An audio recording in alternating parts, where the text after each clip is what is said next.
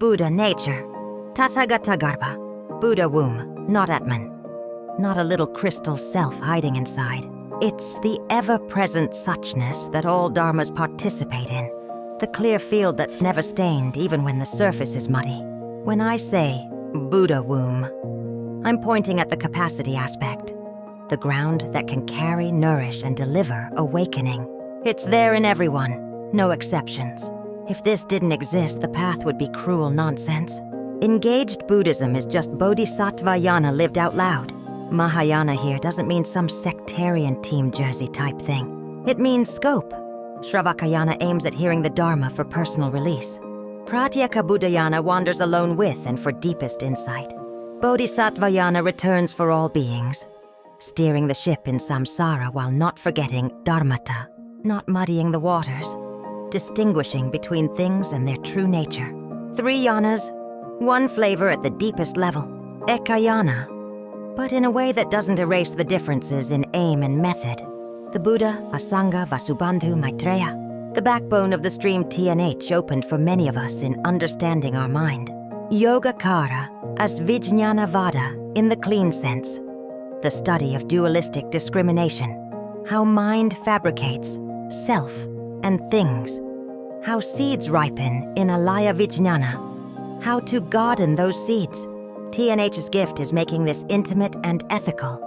Mindfulness as recollection that actually changes what you water. Now we slide into the Buddha nature corpus, the Mahayana Uttara Tantra Shastra. Ratna Gotra Vibhaga, in another naming, maps the dignity and certainty of awakening across all beings. It's attributed to Maitreya through Asanga, then unfolded by lineage minds like Vasubandhu. And it's been carried into our hands by translators who did their best with a hard, shimmering text. You'll feel the seams. I do too. But the heart is steady. Garbha as womb, embryo, matrix, or just nature. Dhatu as element or realm. Gotra as lineage, family, or seed. Tantra Uttara as continuum or ultimate. Each pick tilts the reader's mind. Womb evokes nurture and capacity. Embryo suggests a little inherently real thing inside that could mislead someone back into Atman clinging. Matrix can sound abstract and cold. Nature can sound too vague. The habit of saying Buddha nature keeps the door open but sometimes sands off the maternal resonance the Indian authors lean into to make it impossible to hate the world you're saving. We are baby Buddhas in this wild and awesome Buddha womb. If the surface is stained, why can the stain be removed? Because it was never the nature. If the surface is confused, why can clarity happen? Because suchness is already present. If some beings look hopeless, why not give up?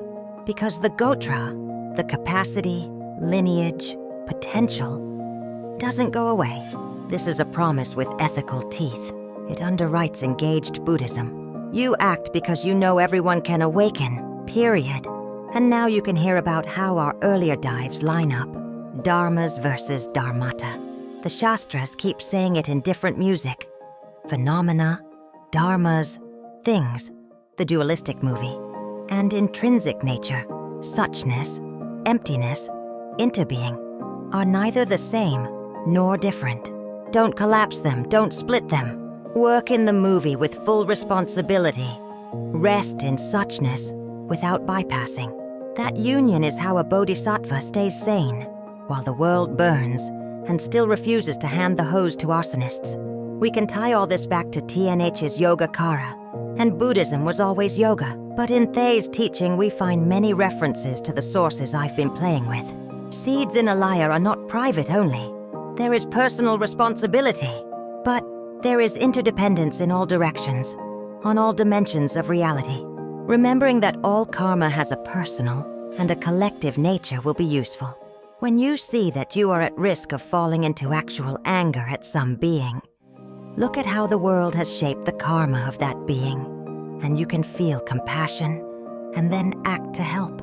All unpleasant realities can be turned into the path, and this is something the Mahamudra masters totally clarified for us.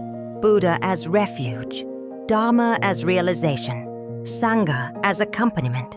Buddha nature as the through line in all beings, enlightenment as the unveiling of what was always there, qualities as the spontaneous radiance of that unveiling, and activity as the tireless work that proves that this realization wasn't another simple Prthagjana dream. And as always, if you've got questions, send them. I'll pull from the sources we've been leaning on: the Avatamsaka, the Maitreya Asanga cycle, Vasubandhu's verses as TNH opened them, and turn the tricky parts into plain speech so the Sangha can actually use them. We're not here to worship texts. They're essential still, yes. But we're here to wake up with them, stand solid on the real, reach into the kinda real, and do good not bad for the sake of all beings.